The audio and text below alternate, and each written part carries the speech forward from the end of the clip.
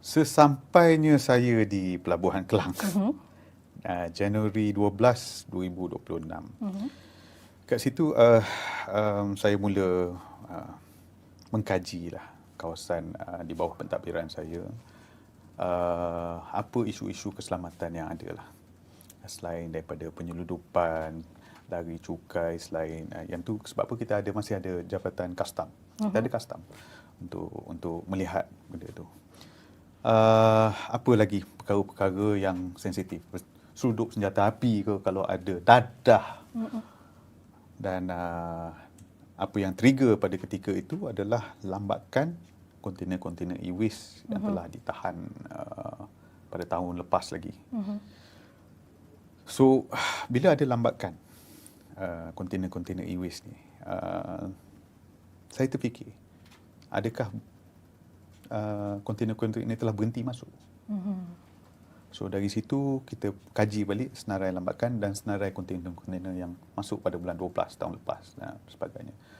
So, apa yang kita buat, saya bersama seorang pegawai saya. Pegawai saya ni asalnya duduk jaga gate. Dia daripada Jabatan Kastam, dia jaga gate. Jaga gate ni apa? Tengok borang clear, tekan, lori pun keluar. Tapi saya tarik dia. Kita duduk sekali, kita tengok, kita kaji. Kita ambil dulu 10 kontena. Daripada 10 kontena yang kita periksa tu, 6 positif. Dan kat situ dah ada indikasi lah yang walaupun kita target dalam keadaan yang kecil, 60% positif.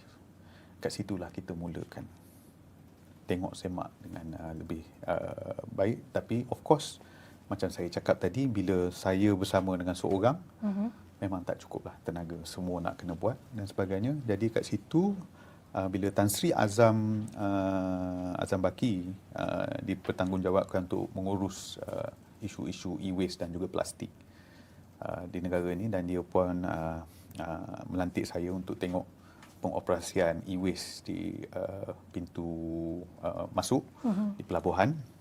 Dan kat situlah saya pun duduk balik dengan pihak kastam, saya duduk balik dengan pihak JAS, dengan lembaga pelabuhan, dengan SIRIM, dan kita mula buat kerja bersama.